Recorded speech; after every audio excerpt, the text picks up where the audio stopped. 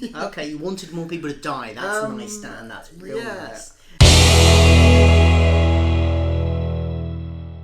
Hey guys, welcome to the channel and welcome back to Doctor Who Rebrief. This is the series where we delve back into classic Who in order, watch all of the episodes one by one and have a little chat about them afterwards. This week, we're looking at the Space Museum and I've got guest host with me today, Dan, who has been watching it with me. This is William Hartnell one with Vicky, Ian and Barbara. What happened is they land in at a space museum. They land in the museum, a planet that is a whole museum, and for some reason they're kind of like ghosts. People can't see them. They can see people, but people can't see them.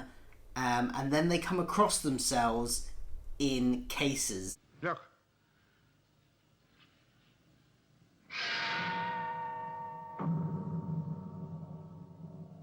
As exhibitions, like their future selves as exhibitions in this museum. It's very strange. It doesn't make a whole lot of sense. But they're then trying to work out what's happened. And suddenly everyone can see them and their future selves disappear, but then they have to try and make it so that they don't end up in those things in the future. It's all very confusing in that section. But that's the basic plot, and there's a rebel group that is trying to overthrow the people that run the museum planet, because the museum planet people the people that run the museum are invaders to this planet, and the original inhabitants are trying to start a revolution. Yeah. That's basically what happened. A bit of a garbled explanation, but it is an explanation. Dan, what did you think of these 4 episodes? Can I make a confession first? Yeah. This is actually my first William Hartnell episode. First ever? First ever okay. I've watched. Because you've watched some Classic Who. You're not new to Classic Who, but you are new to Hartnell. I'm new to Hartnell. I mean, Classic Who, I watched, a lot of the John Pertwee episodes, yeah. the Peter Davison. But this is my first William Hartnell, and I will make the confession, and I'll admit this. It was because growing up, my household was very much a big Doctor Who household. My dad and brothers loved Doctor Who. I liked Doctor Who.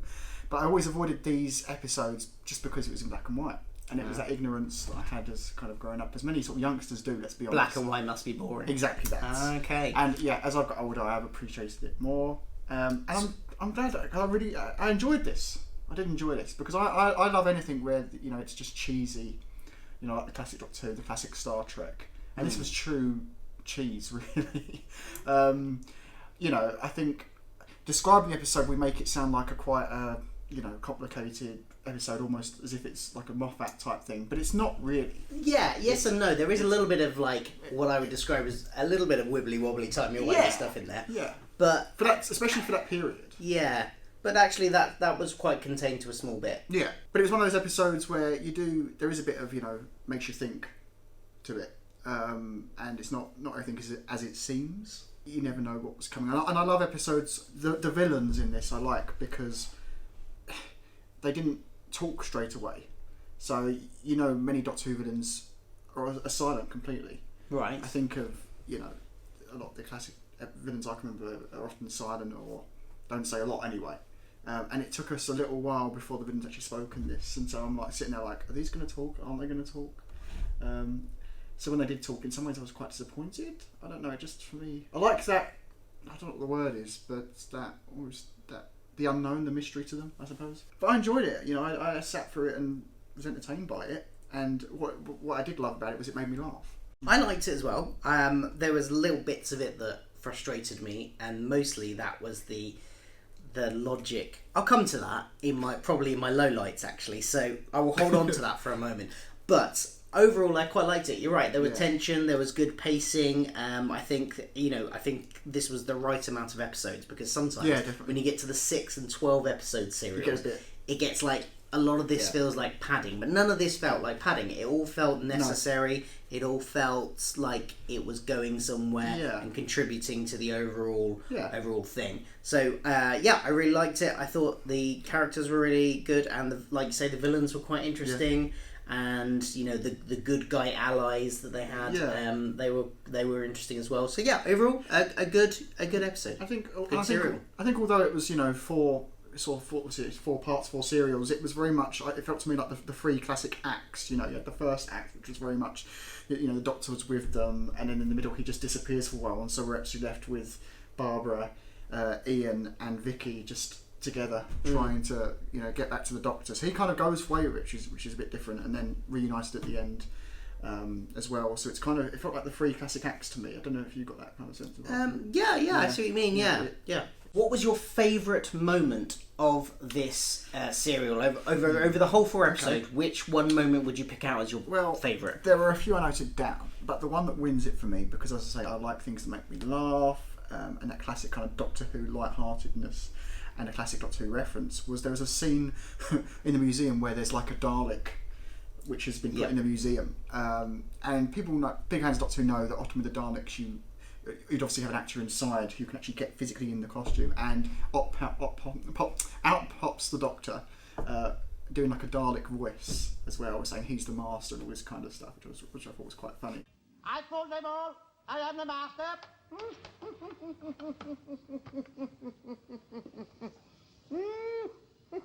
I think my highlight was probably there were 2 moments that I'm going to group together, because there were 2 moments where the TARDIS team sort of tricks technology. And the first of those happened when the Doctor is hooked up to this machine which is meant to aid in interrogation, and when you're asked questions it displays on a little screen the first thing that sort of pops into your head, and therefore you're not meant to be able to lie, because your subconscious just displays, if they ask you who are you here with, even if you try and lie about it, your subconscious will display the image of those people. But the Doctor, being the intelligent alien, that he is, he manages to overpower the machine with his mind and display whatever images he wants. So the guy asks him, how did you get here? He displays an image of a penny farthing, and those kind of things. Was it the sea lions as well? Where do you come from? There's a load of sea lions, things like that. So there was that with the Doctor, but I think even more interesting than that was Vicky. There was a door that they had to get through to, her and the rebels had to get through to the armoury to get all the weaponry, and it was controlled by this lock where you had to answer a load of preset questions truthfully, and it wouldn't open if you didn't answer truthfully or give the right answers, and she reprogrammed it to ask different questions so that she could answer them truthfully and it would open. And I thought that was really good, because Vicky replaced Susan as a companion. Susan was the Doctor's granddaughter, and although she had moments, Susan had some few moments of showing that she was from an advanced, intelligent alien civilization. Most of the time she was breaking her ankle and being the damsel in distress, majority of the time. And I like this because it showed Vicky is from our future. She's a human, but she's from our future, and it kind of showed, it just wasn't just a damsel in distress.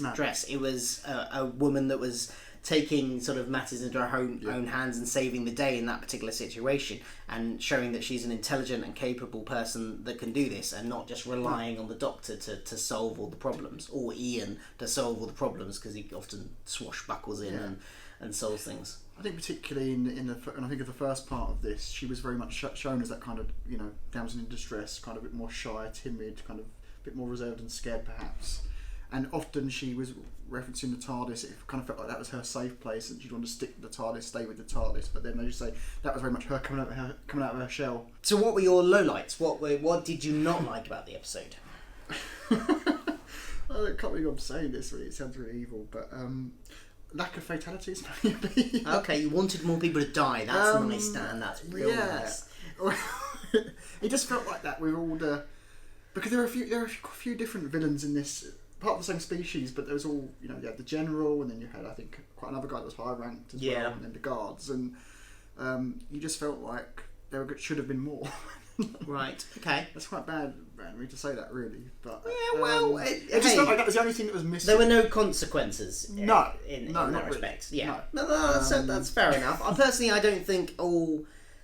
You don't have to have fatalities every time for the stakes to be high necessarily. They were going to be frozen and kept as... That was the kind of stakes there, rather than straightforward death. Yeah. But, hey, that's a perfectly valid one if you want. So, my main low light with this episode is the completely weird and non-existent logic of the... of of why they're seeing themselves in the future, and it just didn't make any sense. And there was a load of techno babble they blew out at us, but done in a really unconvincing way. They didn't. It neither was convincing or done in a whimsical way. Like, you know, when David Tennant goes wibbly wobbly timey wimey, it's whimsical. He's kind of deliberately going, it's not really worth explaining. But these guys were acting like they were explaining it properly. Yes. But not selling it, and it just didn't make any logical sense at all. I felt like they're thinking too much about it to me.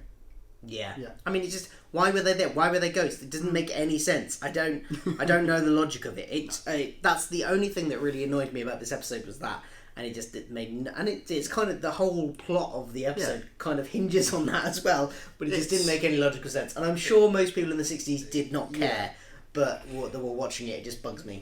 And it did have a kind of really quickly resolved ending. Yeah. With like, now suddenly it's fine. And that's kind of a criticism of quite a lot of modern Who as well, that they wrap it up really quickly, which they didn't tend to do in these old serials because they had so much time. They had like 4 episodes that they spaced it out a bit better. But right, that's highlights and lowlights done. So I guess we're on to Hoologies. Now, Hoologies are where we pay tribute to someone or something or a concept that has died a death in this serial. Did you have any, Dan? Yes, the lovely Sita. That's where you are going. Sita. One of the rebels. One of the rebels. I think he was the only actual death in the old episode. So Daco got friendly with Barbara, and I thought Daco was going to be the one that passed away. Right. There was that scene with the gas entered the room with Barbara and Daco. He was just coughing his guts out, and you were convinced. There was around the stage where he was just totally out, and I thought he was dead. I assumed.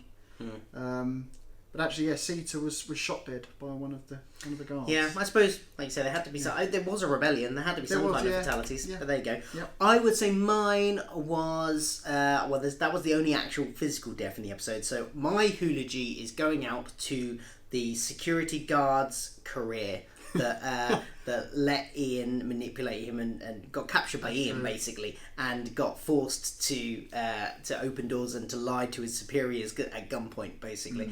And I think near the end of the episode he gets told he's going to be arrested and taken to prison. So his career's over. So long live, rest in peace that guard's career, and he's probably going to spend the rest of his life in jail. And now it's time for Doctor Who debuts. Debut comes up. This is where we point out anything that is later on becomes part of the sort of mythology of Doctor Who, that reoccurring themes, reoccurring characters, reoccurring technology, anything like that it's the first time we've seen it happen. And actually I saw a few of these in this serial, which usually I only managed to get 1 or 2, but I think there was a few. Correct me if I'm wrong. I'm going to have to consult my notes. I guess it's a bit easy with this because it's like First Doctor, as it must be the earlier. Yeah, probably get harder. But then they've always been constantly introducing stuff. Yeah, true. Like throughout his run. Like even when we get into Matt Smith territory, they're still introducing stuff that then becomes prominent later on. Exactly. So there were a few things. The first thing is a reoccurring bad guy, like in this case the Daleks, making a cameo appearance, which I don't think has happened before now, where a bad guy we already know that is going to go on to be in other episodes just makes a cameo appearance. There was just a Dalek in the museum, a Dalek casing, not even, obviously not the mutant inside, but just the Dalek casing. So that was interesting, having that. You're sort of left thinking, is that a clue for future episodes, maybe? I think it might be. Hidden clue. Given the ending. Yeah, yeah, true.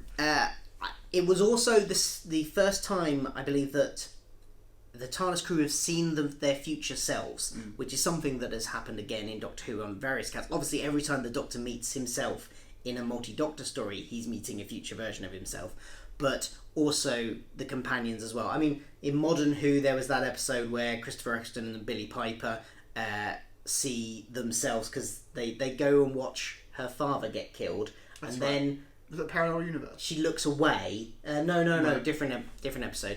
She looks away and then goes, I wish I hadn't looked away. So he takes her back again. And they look around the corner slightly further back, but they can see themselves from the first time round. Anyway, so that's the first time something like that's happened where they've seen their future selves. It was also the first time I think we've seen the TARDIS wardrobe considerably smaller than future wardrobes that we see, which are whole big massive rooms. This was a little cupboard, like a tiny but cupboard. it was still a wardrobe. First time we've done this wardrobe. That's a good spot. So there we go. That's our Doctor Who rebrief for the Space Museum.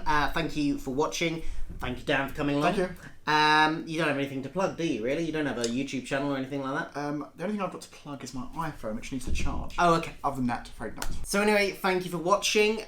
Do like, subscribe, share, all that kind of jazz. And I will be back for another video. The next one is The Chase. It's got Daleks in it. So that's which was excitingly teased at the end of this serial. What's it called? So it's called The Chase. Dick Tingler! Not that Chase. No. So please do join me for that whenever that comes out.